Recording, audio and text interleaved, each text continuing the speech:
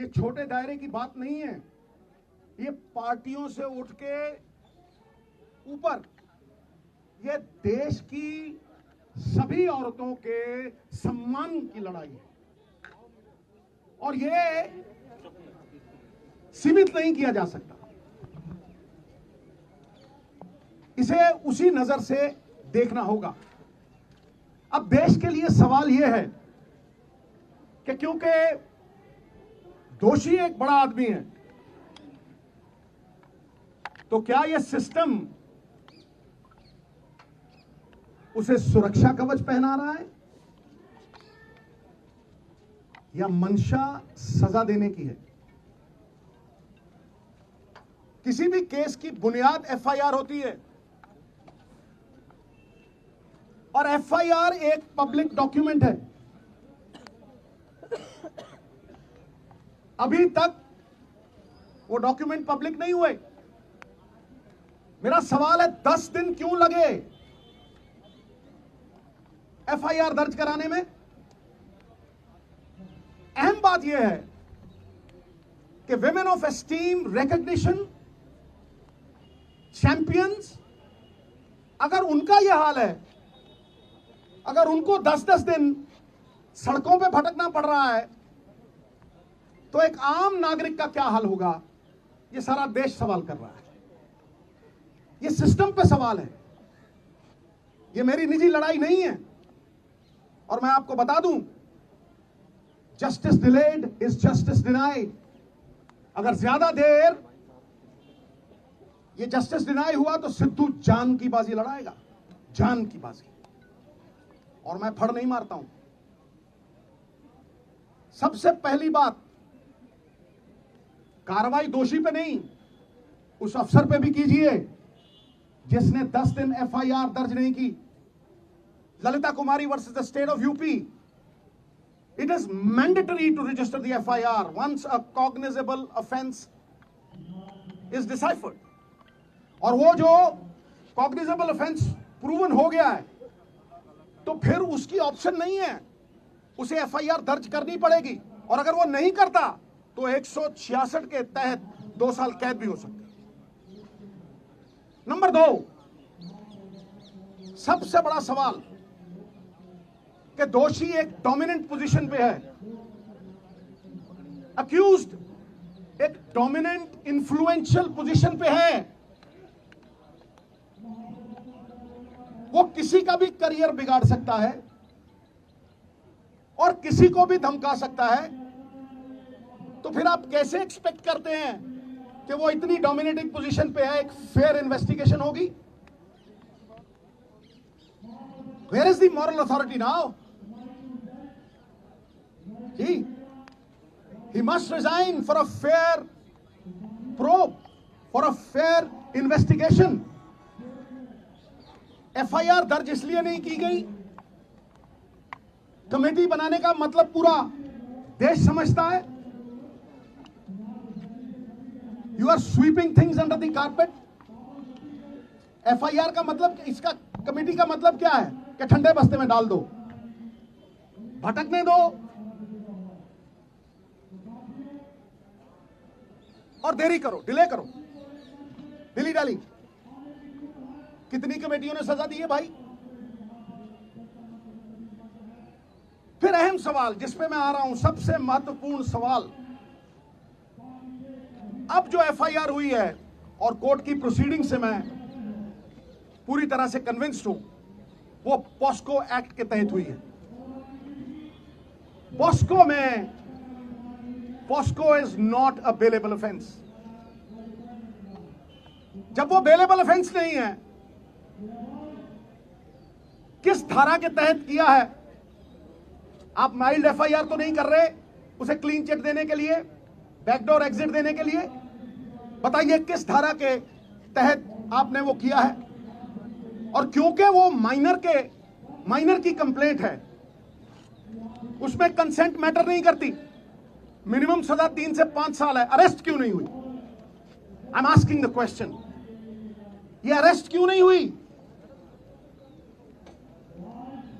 और सबसे बड़ी बात, इस बात को मैं आपको विनती कर रहा हूं, इस बात को मैं चिल्ला चिल्ला के कह रहा हूं कि अगर आप सच तक पहुंचना चाहते हैं, अगर आप तथ्यों तक पहुंचना चाहते हैं, you want to uncover the truth,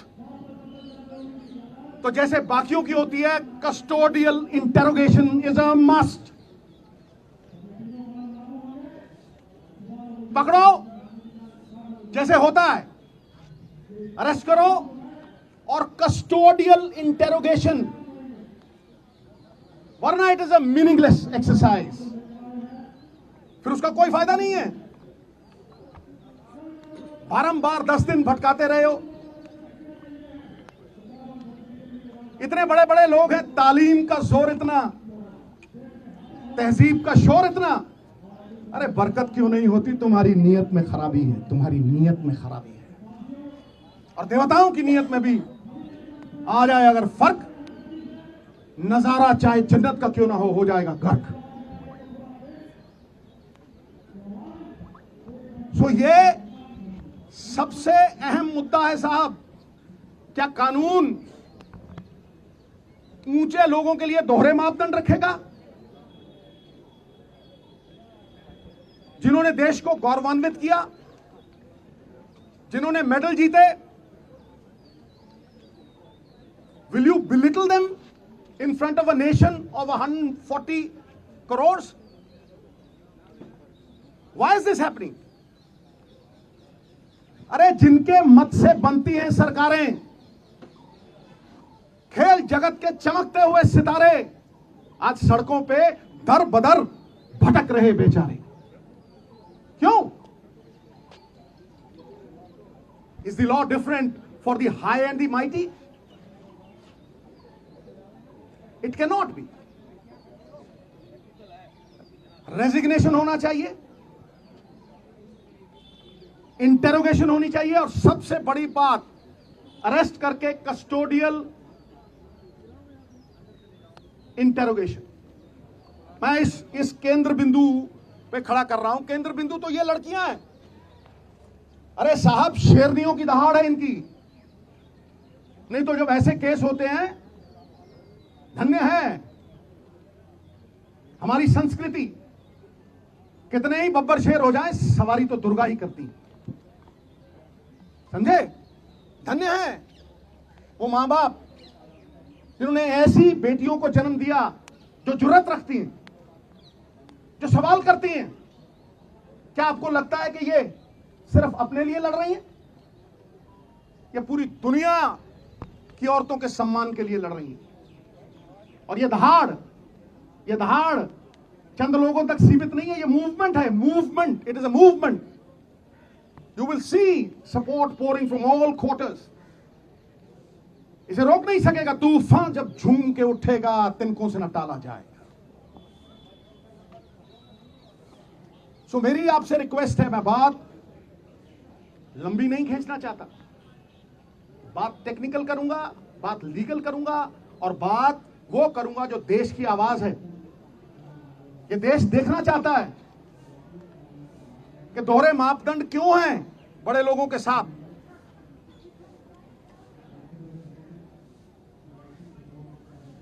सही और गलत की लड़ाई में न्यूट्रल में नहीं रह सकते आप, आपको पक्ष लेना पड़ेगा, आपको पक्ष लेना पड़ेगा। सत्य तक पहुंचने के लिए, आम आदमी में विश्वास जगाने के लिए लखीमपुर खीरी की तरह मत कर देना। मैं कहता हूं किसी पार्टी का हो, कोई भी हो, यह पक्षपात क्यों कि तुम करो तो न्यारी लीला, कोई और करे तो कैरेक्टर ढीला। ताड़ी नहीं भाई, आज ताड़ी नहीं। ये लोगों का दुख, दर्द, तकलीफ है। एक स्पोर्ट्समैन होने के नाते मैं जानता हूं पसीना बहाए बिना ये अचीवमेंट नहीं हो सकती। इनके सेल्फ एस्टीम को ठेस पहुंचाना इज हर्टिंग नेशनल प्राइड। तो मैं आखिर में आपको लिखित प्रेस नोट भी दूंगा, और मैं लिखत देने से पहले चंद लाइनें कहना चाहता हूं